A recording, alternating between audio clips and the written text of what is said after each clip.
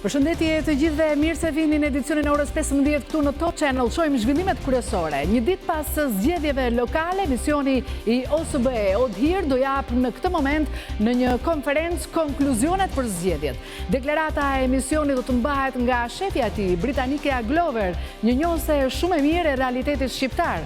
Konferencën e zonjës Glover do e ndiqni direkt në këtë edicion lajmesh. Opozita akuzon se ka manipulim të kutive të votimit duke marrë si shembull shifrat e ndryshme të pjesëmarrjes të raportuara nga KQZ e më pas nga komisionet zonale. KQZ pranon gabimin teknik. Kryetari i KQZ kërkon një hetim administrativ. Në komisionet zonale thuhet se shifrat e raportuara nga KQZ janë provizore. Numërimi kryesisht në bashkitë e vogla dhe të mesme ka përfunduar dhe në të gjitha kanë fituar kandidatët e Partisë Socialiste, të cilët edhe kur kanë patur rival kanë fituar mbi 80% të votave. Numërimi vijon në Tiranë dhe në bashkitë e mëdha.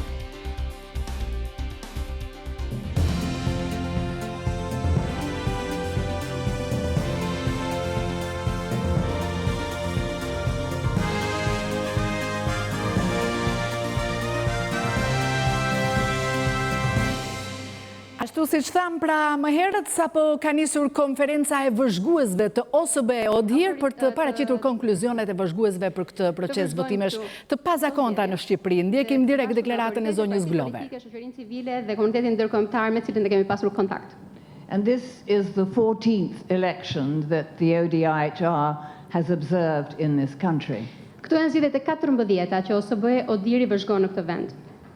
We've been here since the 23rd of May and were joined shortly afterwards by 18 long-term observers, and more recently we have been joined by about 126 short-term observers.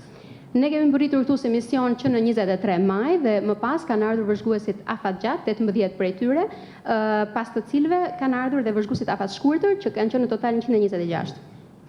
We observe the whole electoral process because what takes place in the run-up to an election is as important as election day itself and what follows. Ne vëzhgojmë të gjithë procesin zgjedhor, sepse ajo që ndodh para ditës së zgjedhjeve është po aq e rëndësishme sa edhe çka ndodh në ditën e zgjedhjeve dhe në atë çka vjen më pas. And we're here without any preconceived ideas or fixed agenda. Dhe ne jemi këtu pa ndonjë ide të paracaktuar dhe pa asnjë agjend të fshehtë. We're totally impartial, and as always we let the facts speak for themselves. Ne jemi plotësisht të paanshëm dhe si gjithmonë lëm faktet të flasin për veten. We do not mind who wins an election, and we base our assessment of whether OSCE and other international and national commitments in relation to elections have been implemented. Neve nuk na intereson se kush i fiton zgjedhjet. Ne i vlerësojmë ato në bazë të përputhshmërisë së tyre me angazhimet e OSBE-s dhe angazhimet të tjera kombëtare dhe ndërkombëtare në lidhje me zgjedhjet. The 30th of June local elections were held with regard for the interests of were held with little regard for the interests of the electorate. Zgjedhjet lokale të 30 qershorit u mbajtën pa marrë shumë parasysh interesat e elektoratit. The opposition decided not to participate, and the government was determined to hold the elections without the opposition. Opozita vendosi të mos marrë pjesë në zgjedhje, ndërsa qeveria që e vendosur për t'i mbajtur këto zgjedhje pa opozitën. In the climate of a political standoff and polarization, voters did not have a meaningful choice between political options. Në këtë klim të një ngërçi politik dhe polarizimi politik, zgjedhësit nuk patën ndonjë mundësi reale për të zgjedhur mes opsioneve të ndryshme politike. In 31 of 61 municipalities, mayoral candidates ran unopposed. Në 31 bashki nga 61 gjithsej, kandidatët për kryetar bashkie garuan pa kundërshtar. And there were credible allegations of citizens being pressured by both sides. Pati pretendime të besueshme nga qytetarët se ishin nën presion nga të dyja palët. Political confrontation led to legal uncertainty. Përplasjet politike çuan në pasiguri juridike, And many decisions of the election administration were taken with the political objective of ensuring the conduct of elections. dhe shumë vendimet të administratës zgjedhore u morën duke pasur si objektiv garantimin e mbajtjes së këtyre zgjedhjeve. Positively, voting was conducted in a generally peaceful and orderly manner. Ajo çka ishte pozitive ishte që votimi u zhvillua përgjithsisht në mënyrë të qetë dhe paqësore. So let's take a look at these elections in more detail. Le të shohim pak më në hollësi këto zgjedhje. They were for voters to elect mayors and local councils and took place in a highly polarized, politically charged environment. Ishin zgjedhje me qëllim që zgjedhësit, që votuesit, të zgjidhnin kryetarët e tyre të bashkive dhe antarët e këshillave bashkiak dhe u zhvilluan në një mjedis të jetë të ngarkuar e të polarizuar politikisht. The opposition withdrew from the parliament in February and did not participate in the elections with the objective of ousting the prime minister from office. Opozita u tërhoq nga parlamenti në muajin shkurt dhe nuk mori pjesë në zgjedhje me qëllim rrëzimin e kryeministrit nga detyra. And since then it has organized various protests, some of which have been violent. Qysh atëherë, opozita ka vazhduar të organizojë protesta të ndryshme, disa prej të cilave kanë qenë të dhunshme. The president made a statement and later issued decrees aimed at postponing the elections. Presidenti bëri një deklaratë dhe më pas nxori dekrete me qëllim shtyrjen e këtyre zgjedhjeve. The prime minister, however, was determined to carry on with them with the support of parliament. Megjithatë, kryeministri që i vendosur të vazhdonte me zgjedhjet me mbështetjen e parlamentit. And the Central Election Commission continued with preparations. Komisioni Qendror i Zgjedhjeve vazhdoi me përgatitjet. On the 14th of June, the mayors in 27 municipalities asked the CEAZs to release the headquarters of their election administration offices. Më 14 qershor, kryetarët e bashkive, të 27 bashkive, u kërkuan KZAZ-ve që të lironin ambientet e tyre që i kishin marrë si zyra për administrimin e zgjedhjeve.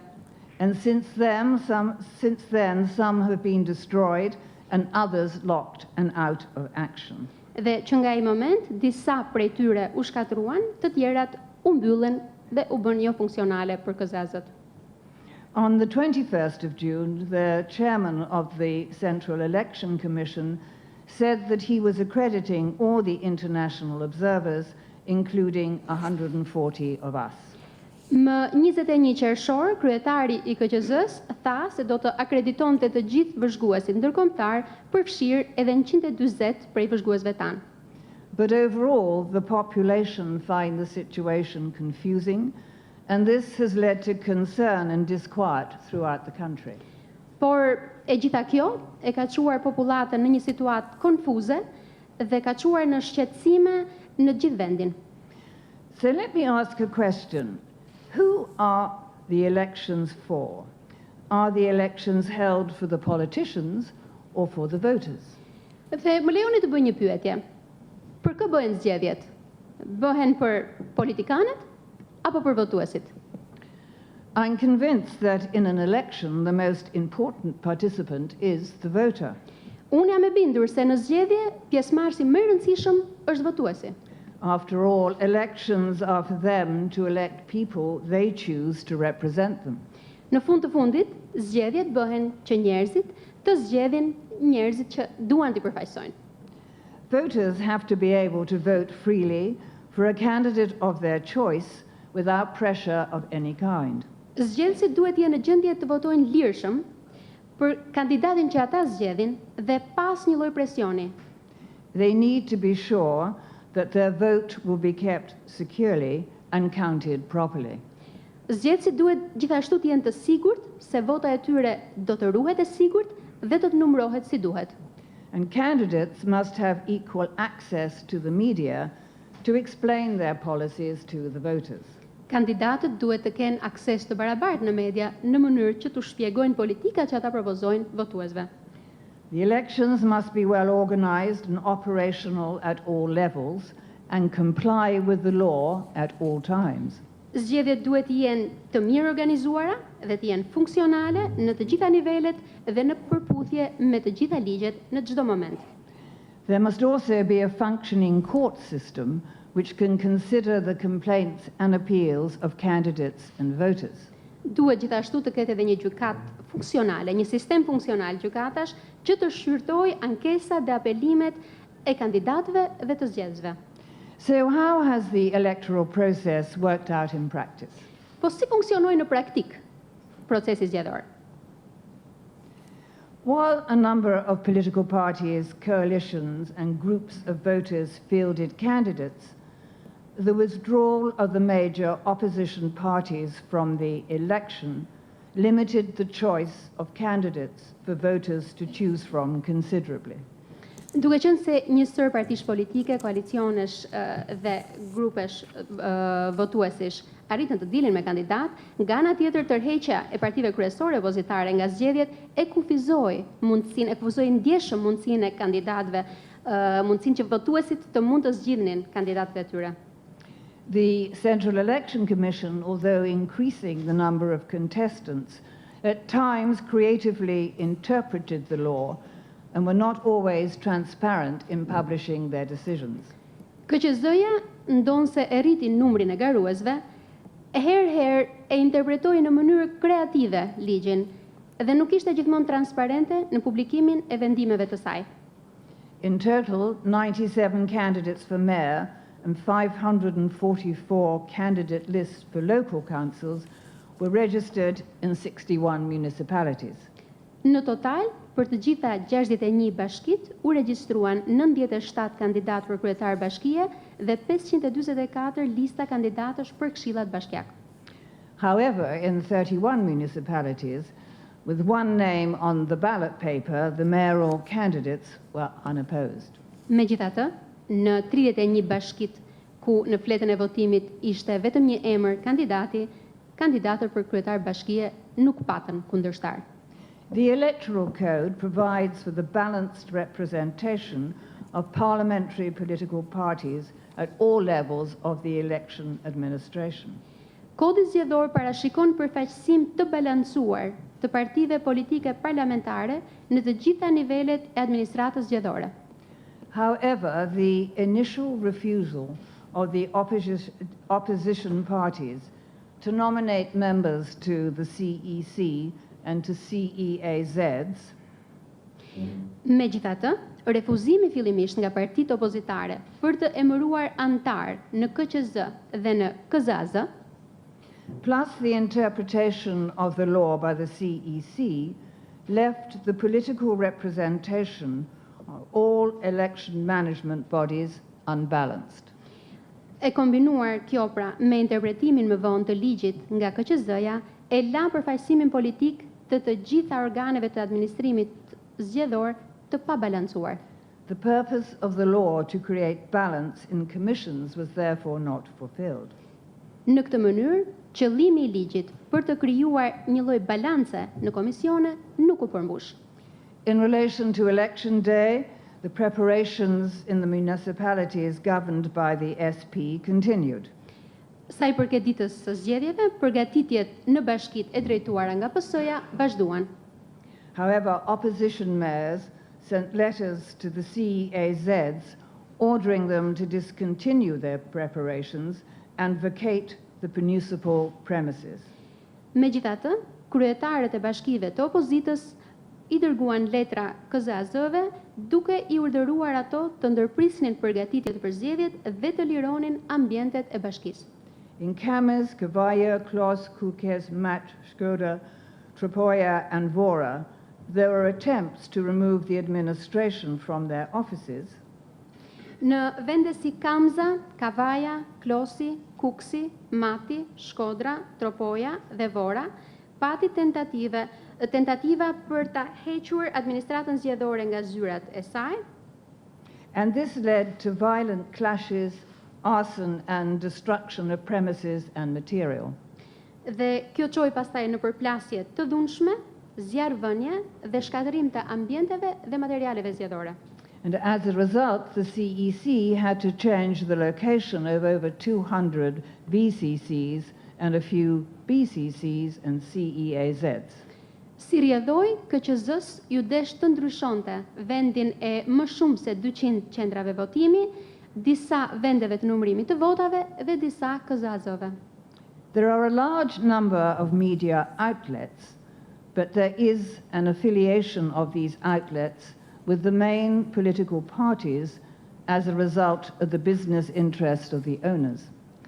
Ka një numër të madh organesh mediatike, të cilat janë Ishim pra live me konferencën e shtypit të zonjës Audrey Glover, e cila pikërisht po jep raportin e OSB Odhirit për zgjedhjet lokale. Ju mund ta ndiqni më tej live këtë konferencë në Top News, dhe nëse do të ketë një tjetër deklaratë të saj, ne do të lidhemi menjëherë me konferencën e zonjës Glover dhe raportin e OSB Odhirit për zgjedhjet lokale që u mbajtën këtu në Tiranë. Ndërkaq që opozita akuzon se ka manipulim të kutive të votimit, duke marrë si shembull shifrat e ndryshme të pjesëmarrjes të raportuara nga KQZ më pas nga komisionet zonale. Komisioni qendror i zgjedhjeve pranon gabimin teknik. Kryetari i KQZ-s kërkon një hetim administrativ. Në komisionet zonale thuhet se shifrat e raportuara nga KQZ janë provizore. Më shumë vota se votues, një çudi e tillë nuk ndodhte prej 30 vjetësh në Shqipëri, por në rezultatet paraprake të publikuara nga Komisioni Qendror i Zgjedhjeve për zgjedhjet vendore pa opozitën, në disa bashki ndodh që t'jenë numëruar më shumë vota nga sa është shifra e zgjedhësve që janë paraqitur për të votuar. Fatos Tushe në Lushnjë mori mandatin e tretë me 28.086 vota, ndërkohë që kanë votuar vetëm 27.243 persona. Ato që deri tani KQZ i cilëson veç lapsuse, janë denoncuar nga opozita për disa bashki të vendit, si Malësi e Madhe, Vaujdejes, Bulqiz, Vor, Lushnjë, Divjak, Ura Vajgurore, me Maliaj, Selenic dhe Himar. Në bashkin e Urës Vajgurore, si pas të dhënave të Komisionit Qendror të Zgjedhjeve të Partisë Socialiste, kanë votuar 5.900 votues. Pra 5.900 vet kanë hedhur votën në kuti si pas KQZ socialiste. Po sa vota ka numëruar Komisioni Socialist? Ka numëruar 7.666 vota. E intervistuar në një lidhje të drejtë për drejtë në Top Channel, kryetaria e Bashkisë së Urës Vajgurore, e cila fitoi mandatin e dytë në këto zgjedhje nga vota e 5.900 zgjedhësve, por duke marrë rreth 2.000 vota më shumë, e pranon diferencën e gabuar, por thotë se është një mos përputhje të dhënash dhe fryrje mediatike. 8.026 votues dhe 7.666 fleta të vlefshme. Në asnjë mënyrë nuk është shtuar asnjë vot shtesë. Pjesëmarrja ka qenë në nivelet 25% dhe po të bësh kalkulimet edhe me 2017-ën për personin ose për përfaqësinë e Partisë Socialiste ka qenë i njëjti rezultat. Ka marrë 9.600 rreth 9.600 vota si person në 2015. Që do të thotë 2.000 vota më pak. Jo, e bëre gabim. 9.600. 7.666, po, dakor. Ndërsa shifrat që janë në tabelat e KQZ-s, zëdhënësja i sqaroi këtë mëngjes si gafa të sistemit që duhet përmirësuar. Se këto nuk janë rezultate përfundimtare. Dhe si të tilla, mund të ketë edhe mospërputhje, të cilat me seriozitetin më të madh do të adresohen nga Komisioni Qendror i Zgjedhjeve në momentin e nxjerrjes së rezultatit përfundimtar të votimit. Ky është një fenomen i cili është evidentuar në çdo proces zgjedhor. Por duke qenë se vëmendja kryesore ka qenë tek rezultati, ndërkohë që aktualisht është edhe tek pjesëmarrja, këtë radhë po evidentohet më dukshëm. Për debatin e shifrave reagoi dhe kryetari i KQZ-s Klemen Zguri, i cili kërkoi një hetim administrativ. Çfarë ka ndodhur në rastin konkret? Kjo do të zbulohet vetëm nga një proces i kujdesshëm, hetimi administrativ. Ligjërisht, KQZ-ja ka dy mundësi për verifikim. Për këtë, duhet që subjektet zgjedhore të depozitojnë ankime, ku të shtjellojnë parregullsitë e tabulimit, të referojnë tek provat e parregullsive ose tek burimi i tyre, si dhe të tregojnë ndikimin që ato kanë në rezultatin e zgjedhjeve. Rezultatet paraprake që nuk përputhen me numrin e votuesve në 10 bashki Përveç se po i shërbejnë opozitës në betejën kundër 30 qershorit, u kujtojnë shqiptarëve kohën kur kandidatët e vetëm në garë merrnin më shumë se 100% të votave. Berati dhe ura vajgurore në fakt ishte një nga zonat ku pati ndryshim të shifrave të raportuara nga Komisioni Qendror i Zgjedhjeve dhe të shifrave të raportuara nga KZAZ. Klodian Tomori pak më herët bisedoi si me komisionerët ashtu edhe me kandidatët për këtë ngatres me shifrat dhe tani si një njohës i mirë i tyre do të na i shpjegoj me detaje se pse kanë ndodhur këto ndryshime. Përshëndetje Klodian, e folëm edhe më herët në edicionin e orës 12, po pse kanë ndodhur ky ndryshim me shifrat e raportuara? Përshëndetje Genta, atëherë argumenti ose justifikimi i Komisionit Zonal që administron zgjedhjet për Bashkinë e Urës Vajgurore është sepse shifra e raportuar në KQZ për pjesëmarrjen e votuesve, pra shifra prej 5.900 votuesish i përket orës 17:00 kur duheshin edhe 2 orë të tjera që të mbyllej procesi i votimit në këtë KZAZ ashtu si në gjithë Shqipërinë. Sipas tyre, kjo ka qenë shifra e fundit e raportuar dhe pastaj me të mbërritur kutitë e tjera nuk janë raportuar me rezultatet e kutive të tjera dhe por është vazhduar direkt me numërimin dhe kjo ka çuar në një, po themi, mos përputhje shifrash mes asaj që ka raportuar KQZ-ja dhe asaj që rezultoi më vonë nga procesi i numërimit ku rezultonte se kandidatja e Aleancës për Shqipërinë Europiane Juliana Mema i kishte pra gati 2.000 vota më shumë nga shifra e raportuar e pjesëmarrjes në votime nga KQZ. Genda? Po, Klodian, atëherë nëse do të kemi të tjera informacione nga Berati ne mund të lidhemi sërish bashkë, Genda, një përditësim të fundit në lidhje me Beratin, aktualisht në KZAZ që administron votat për Bashkinë e Beratit, numërimi është pezulluar prej disa orësh dhe pritet të rihapet në orën 5. Janë numëruar në total 123 kuti votimi nga 125, pra numërimi është ndërprer për vetëm 2 kuti votimi për kryetar bashkie, pasi sipas KZAZ-s ka qenë e pamundur që të vazhdojmë puna më tej për shkak të lodhjes së numëruesve. Dhe deri tani rezultati është që Ervin Demo i Partisë Socialiste ka 14.800 vota, Clarenta Aleksi që garon si i pavarur ka 840 vota, Pavlo Shkarpa që garon për bindjen demokratike, pra për partinë e Astrid Patozit ka 830 vota dhe të pavlefshme rezultojnë 800 vota. Sipas projeksioneve që bëhen nga Partia Socialiste, kandidati Ervin Demo pritet të shkojë me 2 kutitë e mbetura që kanë mbetur ende për të votuar, pritet të shkojë në rreth mbi 15.000 vota. Pra edhe në Berat nuk ka surpriza, nuk ka gara ashtu si në bashkitë e tjera të këtij qarku të cilat i kanë fituar të gjitha kandidatët e Aleancës për Shqipërinë Europiane. Genda? Dhe sigurisht pas orës 5, kur do të rifillojë dhe numërimi 2 kutive, ndoshta nuk do të jetë larg edhe shpallja e rezultatit gjithsesi përfundimtar edhe nga Berati. Ndërkaq, bashkia më e madhe në vend, ajo e Tiranës, është duke vijuar ende numërimin e votave. Kolegët tanë në terren po ndjekin procesin, i cili duket se po ecën shpejt dhe me siguri brenda pak orësh do të mbyllet. Por le të lidhemi me Elda Mengën, e cila ndodhet në një nga qendrat e numërimit në Tiranë. Përshëndetje Elda, ku ndodhesh dhe si po ecën numërimi aty? Përshëndetje Genta, unë ndodhem në shkollën Vasil Shanto në KZAZ-ën numër 35, ku deri në këto momente janë numëruar 60 kuti votimi nga 93 të cilat janë në total. 6 kuti votimi ndodhen në proces, në 6 tavolina të cilat janë në këtë shkollë, ndërkohë në krahun tim të majt ndodhen edhe 33 kutit e tjera të votimit të cilët pritet të numërohen dhe të mbyllen brenda pasdites së sotme.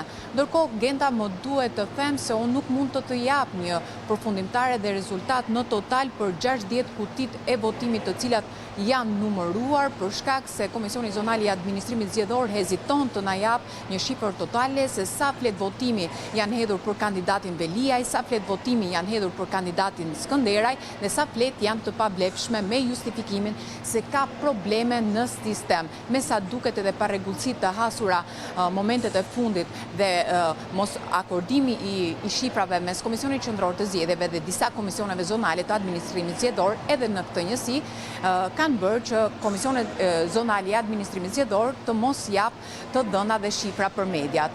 Duke pasur parasysh këto ritme të numërimit, si mendon, si parashikohet se mund të përfundojë procesi i numërimit të votave?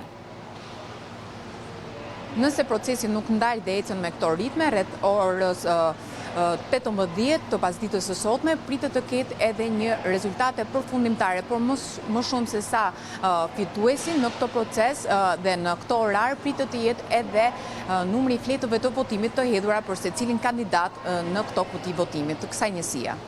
Mirelda, të falenderoj për informacionet, ndërkaq kolegja Anila Hoxha ndoqi zgjedhjet edhe në Bashkinë e Kamzës dhe tani do të na tregojë rezultatin që ka dalë atje. Përshëndetje Anila, si përfunduan zgjedhjet e Kamzës?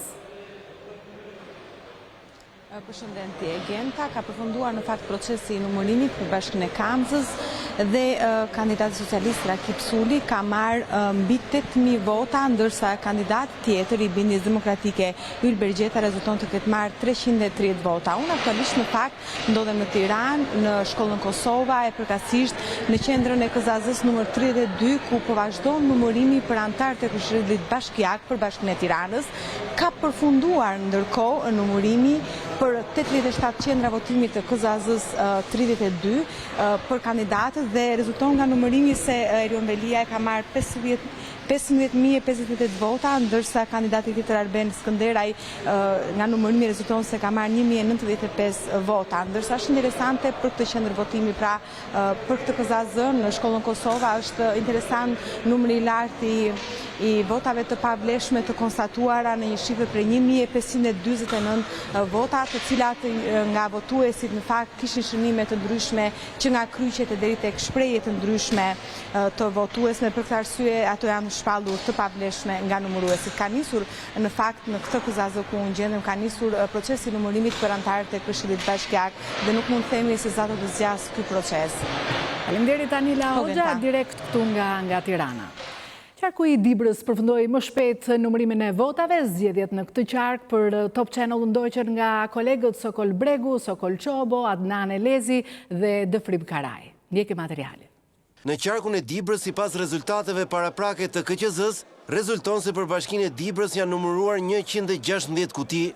Dionisi Mera i Aleancës për Shqipërinë Europiane ka marrë 12.824 vota, ndërsa Shkëlzen Qoka i Bindjes Demokratike 2.549 vota.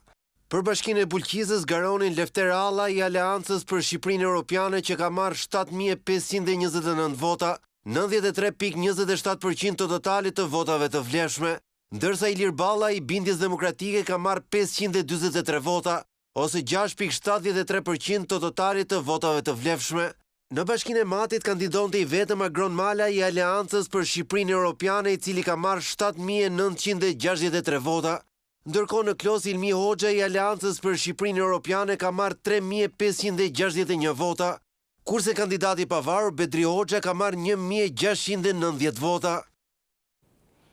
Edhe në Kukës ka përfunduar numërimi dhe në këtë qark bashkisi Kuksi e Tropoja, bastionet pa diskutueshme të së djathtës në 4 vitet e ardhshme do të drejtohen nga socialistët. Zgjedhjet në Kukës për Top Channel i ndoqi kolegja nga Prishtina Alberta Hashani. Qarku i Kuksit ka 3 bashki, Tropojën, Hasin dhe Kuksin.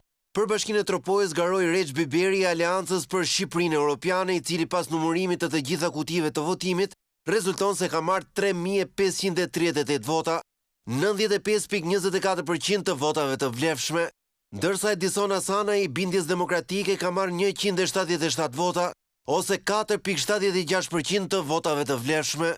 Për Bashkinë e Hasit, kandidati i vetëm ishte Liman Morina i Aleancës për Shqipërinë Europiane.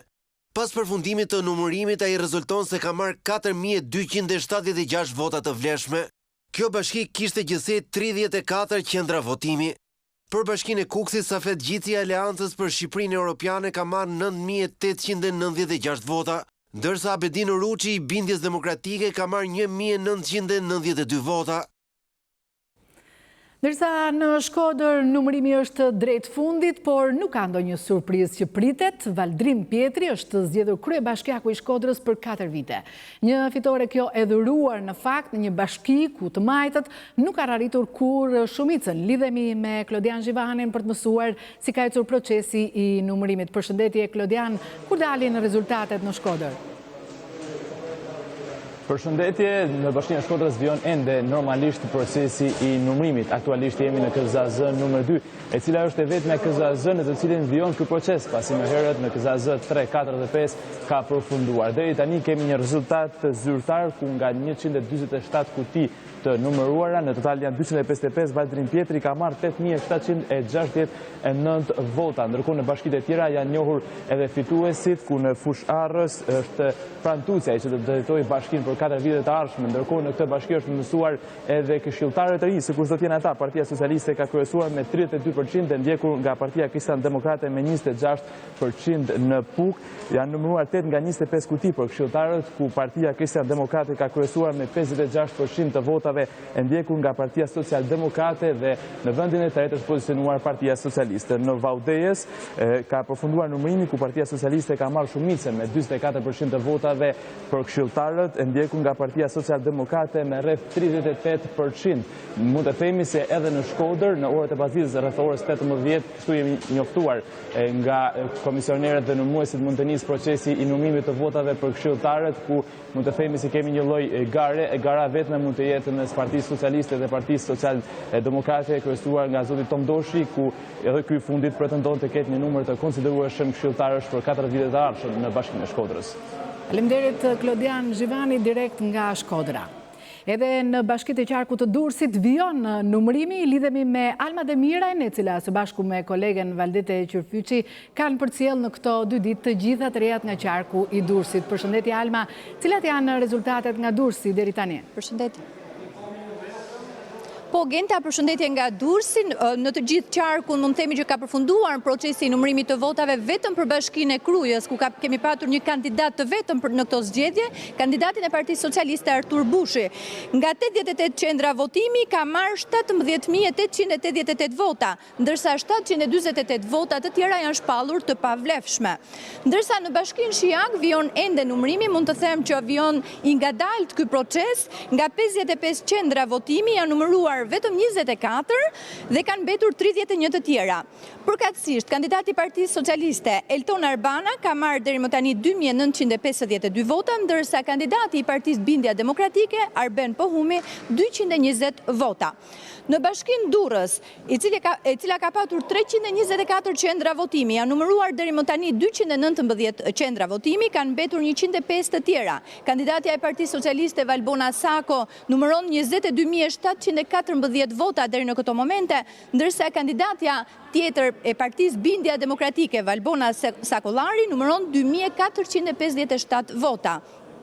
Janë shpallur një numër i konsiderueshëm votash të pavlefshme, janë 3.434 vota deri më tani të pavlefshme. Vijon procesi, mund them që edhe numëruesit tashmë janë lodhur në KZAZ-n ku ndodhem, mbeten ende edhe 40 kuti të tjera për të numëruar dhe shpresojmë që rezultatin përfundimtar për qarkun për bashkinë e Durrësit ta kemi në orët e vona të pasdites. Faleminderit Alma Demiraj direkt nga Durrësi. Në qarkun Lezhë ka përfunduar numërimi dhe shifrat do të i tregoj tani kolegja Kristiana Pemaj. Përshëndetje Kristiana, kush do jenë kryebashkiakët e rinj të bashkive të qarkut Lezhë? Po, përshëndetje. Edhe për bashkinë e Lezhës tashmë ka përfunduar procesi i numërimit të votave. Në Lezhë kanë votuar 15.410 persona, nga ku Pjerin Ndreu ka marrë 12.906 vota, Salvador Kaçaj 313 vota, Eduard Ndocaj 784 vota, 1.269 vota, kanë qenë të pavlefshme. Në kurbim vazhdon akoma procesi i numërimit të votave, ku deri më tani janë numëruar 43 kuti nga 76. Edhe në Bashkinë e Mirditës ka përfunduar procesi i numërimit të votave, ku ka fituar Ndrec Deda me 5270 vota. Këta janë të dhënat nga qarku i Lezhës. Faleminderit Kristiana Pemaj direkt nga Lezhë. Në Fier është rikonfirmuar Armando Subashi, por edhe në bashkitë e tjera të qarkut nuk ka patur surpriza. Lidhemi me Kristi Gongon për të mësuar më shumë. Përshëndetje Kristi, cilat janë rezultatet e qarkut të Fierit? Genta që në mëngjesin e sotur janë shpallur rezultatet për kryetarët e bashkive në qarkun e Fierit, ku në të 6 bashkit kanë fituar kandidatët e Partisë Socialiste. Ndërkohë, operatori Elin Kadillari po na tregon pamjet e procesit të numërimit të votave për këshilltarët bashkiak, procesi i cili është drejt fundit dhe nuk e di nëse arrini ta dëgjoni se si në sallë thuhet vetëm emri i Partisë Socialiste, pasi kjo garë nuk ka pasur kundërshtar dhe votat nuk kanë si t'jenë ndryshe. Por rezultatet për bashkit shpallura nga Komisioni Qendror i Zgjedhjeve, ku në Fier, në Bashkinë e Fierit shpallur rikonfirmuar Armando Subashi, ka marrë 38.898 vota, ku 2.302 ka qenë të pavlefshme, pasi votues ka pasur 41.200. Ndërkohë në Bashkinë e Roskovecit ka fituar Majlinda Bufi me 7.720 vota. Në Bashkinë Patos ka fituar Raimonda Balili me 8.465 vota. Ndërkohë që në Bashkinë e Ballshit ka pasur 5.692 vota, ka fituar Qerim Ismaili, duke zënë vendin kështu të kryetarit të bashkisë aktual që është i PD-s Agron Kaplanaj. Mund themi Genta që në Bashkinë e Lushnjës dhe të Divjakës ka pasur një mospërputhje të dhënash, pasi ka pasur më shumë votues se sa ka pasur më shumë vota, se sa votues. Pra, kanë qenë 27.243 votues në Lushnjë, ndërkohë që vota kanë qenë 28.086. Ndërkohë në Bashkinë e Divjakës kanë qenë 13.000 votues, ndërkohë që vota kanë qenë 13.513 vota. Pra, 513 vota më shumë se sa votues. Kjo është situata në qarkun e Fierit. Për raportin nga Fieri. Ndërkaq, shkojmë tani në Pogradec, aty ku kolegi Antela Lika. Antela, përshëndetje, cilat janë rezultatet deri tani në Pogradec? Përshëndetje Genta, unë ndodhem pranë KZAZ-s numër 67. Në fakt edhe para 2 orësh unë raportova se këtu është shpallur kandidati fitues, në fakt ka patur vetëm një kandidat. Ai ka qenë Ilir Gjakolli nga Partia Socialiste. Nga shifra që ne morëm pranë KZAZ-s, ai ka fituar me një numër votash prej 17.298 vota dhe 783 të tjera kanë dalë të pavlefshme. Unë theksova dhe pak më parë ndryshimin e numrit të votave nga dje në sot. Dje kur janë mbyllur kutitë e votimit, neve si grup gjërimi na është thënë në këtë KZAZ se kanë votuar 17.600 persona, e sot na thanë kanë votuar 18.081 persona. Ne morëm tani edhe një deklarat tjetër, ku na u tha se sapo është nisur që të numërohen edhe votat për kandidat, ku janë 16 parti të përfshira, pra nuk kemi më vetëm një parti. Procesi po ecë normalisht, të gjitha grupet e numërimit janë kthyer në KZAZ. Ndela, të falenderoj për informacionet direkt nga Pogradeci. Shkojmë tani në lidhje direkte në qarkun e Korçës, aty ndodhet kolegja Doriela Çule, në këtë qark ndodhet edhe Bashkia e Pustecit e banuar nga minoriteti Maqedonas, në të cilën gara elektorale ishte e vërtet. Por lidhemi me Doriela Çulen për të komentuar pikërisht këtë fakt. Përshëndetje Doriela, si janë rezultatet në qarkun e Korçës? Përshëndetje, janë përmbyllur të gjitha numërimet në KZAZ për të gjitha bashkitë e Korçës. Në bashkinë e Korçës është rizgjedhur sot Tiraj Filo me një mandat të tretë me 20.831 votave për kundrejt 1.759 që ka fituar Leonard Olli, ndërkohë që ka përfunduar procesi në Maliq ku garonte i vetëm Gëzim Topciu me 13.656 vota. Në Kolonjë ka fituar Erioni Saj me 4.278 vota për kundrejt 304 votave që ka marrë Fatjon Feka, i cili garonte nga Bindja Demokratike. Në Devoll kemi patur 4 kandidatë, 6.304 vota për Zotin Duro, 628 për Fezisha Hollin, Ylli Cenkolli 242 dhe Artur Porpollogu 341 vota. Ndërkohë që bashkia e parë që ka nxjerrë rezultatet ka qenë bashkia e Pustecit, aty ka patur një garë të vërtet mes dy përfaqësuesve nga minoriteti Maqedonas, ka fituar Pali Kolevski me 1.505 vota për kundrejt 859 votave që ka marrë ish kryetari Edmond Themelko, duke bërë kështu që pas 12 vitesh të majtët të marrin drejtimin e kësaj bashkie. Ka patur një garë të vërtet për këtë bashki, kanë qenë 8 qendra votimi nga një për çdo fshat. Minoriteti Maqedonas ka vendosur që këtë herë drejtimin ta marrë Pali Kolevski, një prej banorëve të kësaj zone. Ka patur i gjithë procesi, dua ta theksoj, vëzhgues të OSBE Odirit, por gjithsesi ne mund të themi se gjatë gjithë kohës aty është ndjerë, le të themi, një lloj gare e vërtet mes dy kandidatëve të cilët garonin për të marrë drejtimin e kësaj bashkie, por gjithsesi Pusteci mbetet bashkia me një përqindje më të lartë në këtë proces zgjedhor. Kanë qenë 55% të votuesve që kanë votuar, ju janë drejtuar qendrave për atë votimit, duke shprehur kështu edhe vullnetin e tyre. Faleminderit Dorila Çule për raportin tënd direkt nga Korça. Sot në mesditë ka reaguar kryetarja e LSI-s Monika Kryemadhi, e cila deklaroi se është detyrë e opozitës të zgjidhë krizën politike dhe se opozita do të mbajë të gjitha përgjegjësitë.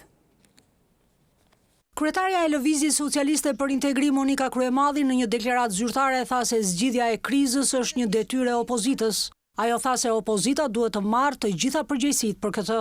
Refuzimi total nga shqiptarët është një sinjal madhor, por është edhe një përgjegjësi tashmë shumë e madhe për gjithë frontin opozitar. Opozita e bashkuar me gjithë faktorët politik dhe jo politik duhet marrin përsipër zgjidhjen e krizës në të cilën Edi Rama dhe klika e tij kanë futur Shqipërinë. Refuzimi sipas saj, 85% e shqiptarëve të sistemit monist duhet të shërbejë tashmë për të rikthyer besimin e shqiptarëve tek opozita, si një sinjal se ka ardhur koha për ndryshime të mëdha. Për ne nuk mjafton që shqiptarët refuzuan regjimin monist të Edi Ramës, por duhet punojmë fort për të fituar besimin e tyre. Në deklaratën e Kryemadhit zuri vend edhe reforma në drejtësi, për të cilën tha se duhet të jetë jo për të mbrojtur Edi Ramën, por për shqiptarët. Ne duhet kemi përgjegjësinë tashmë që ta analizojmë këtë situatë dhe të ofrojmë zgjidhjet afatgjata, jo për shpëtuar Edi Ramën, Damtmian Gjiknurin dhe shokët e tyre, por për të vendosur një herë e përgjithmonë drejtësinë e munguar të shqiptarëve. Në kaq vazhdojmë me lidhjet me gazetarët tanë në terren. Në përfundim janë edhe qendrat e numërimit në Elbasan, të cilat do të na i tregoj tani Bruna Kërçyku. Përshëndetje Bruna, cilat janë të rejat nga Elbasani dhe bashkitë e gjithë qarkut? Sapo ka përfunduar numërimi edhe për kryetar bashkie në bashkinë e Elbasanit. Gledian Llatja ka marrë gjithsej 38.277 vota. Janë konfirmuar tashmë pothuajse në të gjithë qarkun e Elbasanit bashkit. Gledian Llatja në Elbasan, Kastriot Gura në Librazh, Nuri Belva do të jetë kryetari bashkisë së Prejnjësit, Andi Salla në Cerrik. Ndërkohë nuk është hapur bashkia e Peqinit, pasi kutit e votimit ndodhen këtu dhe me njëherë pasi të përfundoj numërimi edhe për Këshillin Bashkiak të Elbasanit do të hapen kutit e Peqinit. Është rikonfirmuar Klodian Taçe në Gramsh dhe Arif Tafani në Belç, ndërkohë që duhet theksoj se në krahasim me zgjedhjet parlamentare të vitit të 2017, Partia Socialiste si subjekt politik këtë vit ka marrë 15.000 vota më shumë. Të falenderoj, Bruna, falenderit për informacione direkt nga Elbasani. Shkojmë tani në Gjirokastër, aty ku ndodhet Kristina Fidhi. Kristina, unë të përshëndes, desha të njihem me të reja dhe rezultatet pikërisht nga Gjirokastra, Përmeti, Kërcyra dhe Memaliaj. Në Gjirokastër ende vazhdon numërimi I kutive të votimit në KZZ 78, e cila është e fundit për sa I përket le të themi rezultateve për kryetar bashkie. Një orë më parë numëruesit vendosën të praktisin procesin e numërimit për këshilltar dhe të vijojnë sa më parë me nxjerrjen e rezultatit për kryetarin e bashkisë, dhe deri tani janë numëruar 28 kuti me 5972 vota të vlefshme për Flamur Golemin, I cili është kandidati I vetëm I PS-s në Gjirokastër, ndërkohë që edhe kutit për këshilltar do të realizohen pas këtij procesi. Ajo që është e veçantë është se kemi një numër gati të balancuar këshilltarësh krahas atyre të Partisë Socialiste që do të jenë antar të këshillave të ardhshme. Si në Gjirokastër dhe në Tepelen ku vijon I njëjti proces për këshilltar vetëm tashmë, atje është duke përfunduar, kurse këtu pritet të përfundojë në mbrëmje. Një problem I vogël teknik është vënë re në Dropull, ku pasi numëruesit kanë përfunduar me të gjitha kutit, nuk kanë pasur formular ku shënohen partitë që garojnë për këshilla bashkiak. Pritet që të zgjidhet kjo situatë nga KQZ-ja. Në të gjitha KZZ-et e tjera ka përfunduar procesi, edhe janë konfirmuar tashmë kandidatët ku kryesisht kandidojnë me kandidat të vetëm. Situata duket e qetë dhe sot në mbrëmje pritet të përfundojë gjithçka në të gjithë qarkun.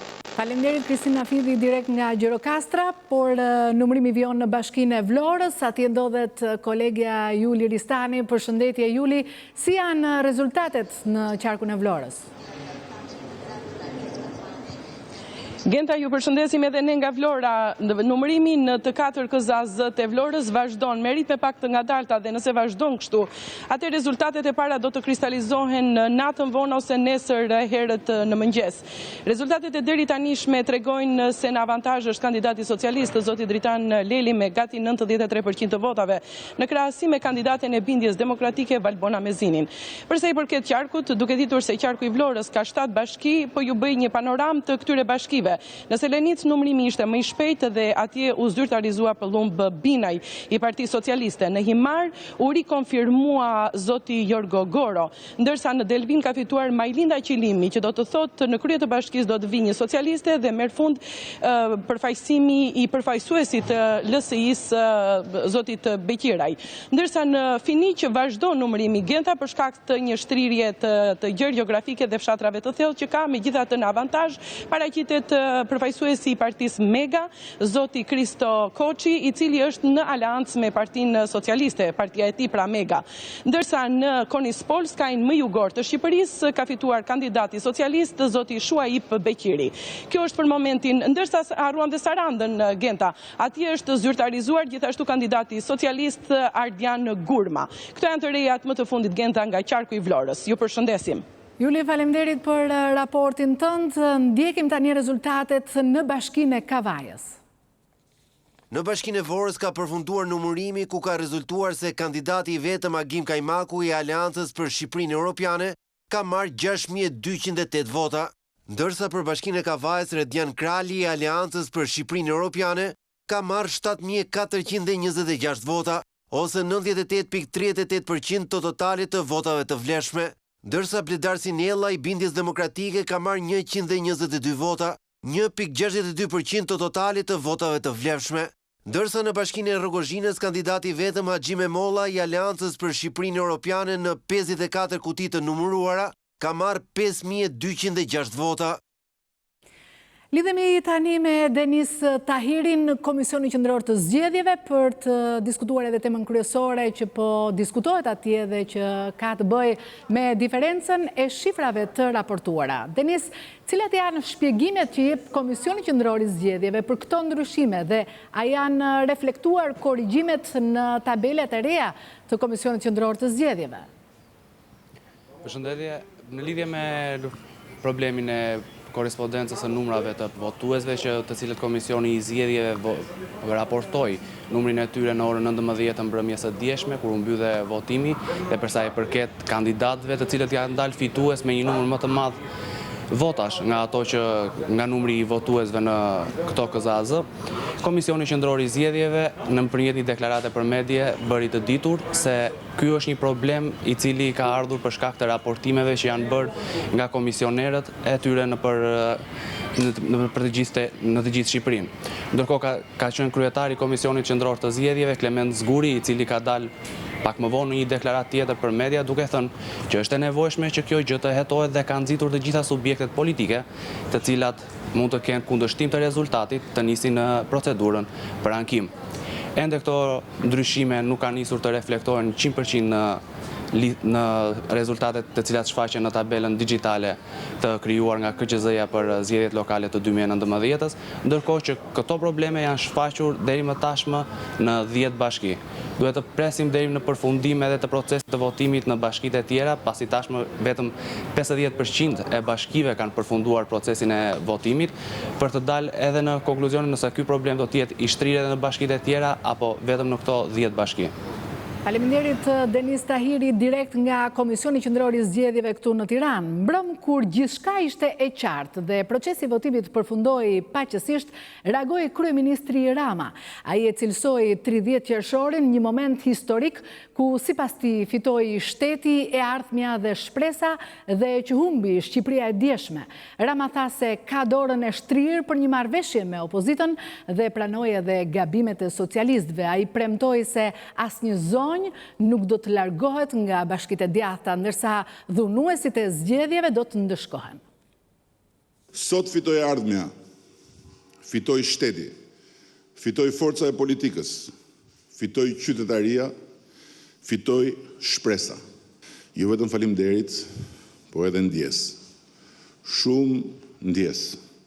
Kujdo ndër miqtë e huaj që u bën objekt i sulmeve të turpshme personale, poshtë shtëpisë apo nga frëngjit e kullave online, e nga dritaret e ngrehinave televizive, të halldupve që me ato sulme na turpruan gjithve, si vend, si popull, si njerëz. Ne nuk fituam ndonjë betejë zgjedhore të radhës për mandatin e ashtot bashkive, po fituam përgjithmonë luftën për zgjedhjet e të gjitha radhës.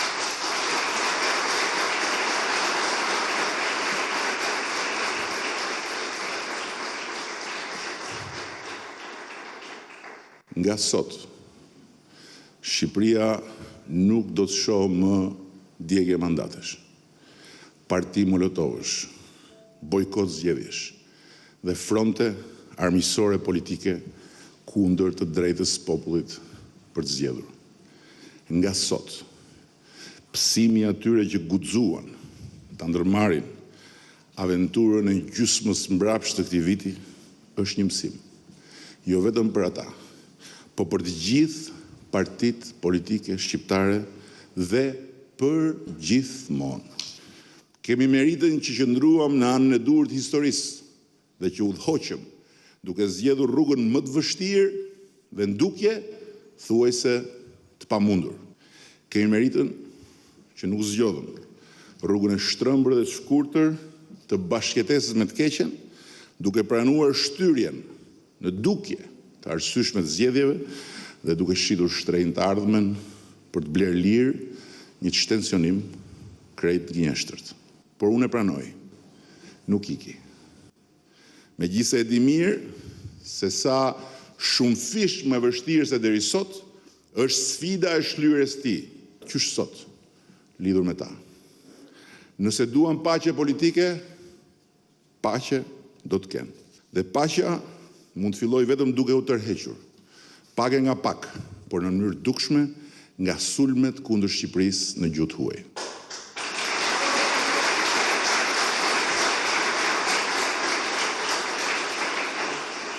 Nëse duan marrëveshje për Shqipërinë, marrëveshje do të kenë. Dhe marrëveshja mund ndërtohet vetëm me dialog, pa kushte dhe me shprehjen pangurim të vullnetit për të angazhuar të gjithë bashkarisht për të ndihmuar çeljen e negociatave për antarësimin në Bashkimin Evropian. Do të lidhemi tani direkt me kolegun Muhamet Veliu, I cili ka ndjekur në fakt konferencën për shtyp të shefes së misionit të OSBE Odhirit, zonjës Odri Glover, të dhënë pikërisht pak më parë. Në fakt ne nisëm edicionin Muhamet pikërisht me këtë lajm, patëm live 10 minuta zonjën Glover gjatë edicionit, por cilat kanë qenë më pas pikërisht pikat më të rëndësishme dhe le të themi përmbledhëse të këtij raporti të vëzhguesve të OSBE Odhirit, që siç dihet është shumë I rëndësishëm një ditë pas mbajtjes së zgjedhjeve. Pa diskutim, Genta ishte një raport I shumë pritur nga ne, por ambasadorja Glover nuk ka dhënë konkluzione në të shkuara, në zgjedhjet e shkuara. Ne kemi parë në raportet paraprake të thuhet që zgjedhjet ishin për shembull të lira dhe të drejta, apo Shqipëria ka bërë një hap përpara. Pikërisht këto fjali ne nuk I morëm sot nga zonja Glover. Ajo tha se rekomandimet përfundimtare do të dalin pas 2 muajsh në raportin final të OSBE Odhirit. Megjithatë, zonja Glover ka dhënë disa komente për mënyrën se si u zhvilluan këto zgjedhje. Që në krye të herës ajo tha se në 31 bashki nuk pati garë. Zonja Glover theksoi se tek votuesit ka patur presion nga të dyja palët. Kjo ishte pika më e fortë e asaj çfarë ka deklaruar zonja Glover këtu në konferencën për shtyp. Megjithatë, ajo tha se dita e votimit ishte pozitive, pas ishte një ditë e qetë dhe pa incidente, pasi këto zgjedhje u zhvilluan në një klimë shumë të tensionuar dhe të polarizuar.